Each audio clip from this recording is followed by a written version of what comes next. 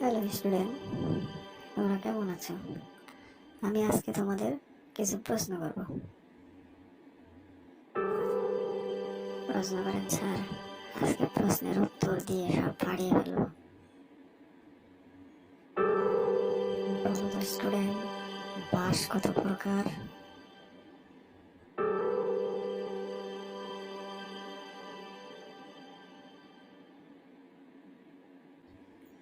Sir, বাঁশ 3 প্রকার।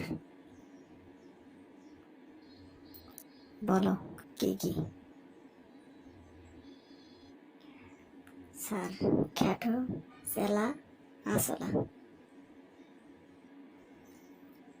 কিভাবে 3 প্রকার হলো বর্ণনা করো।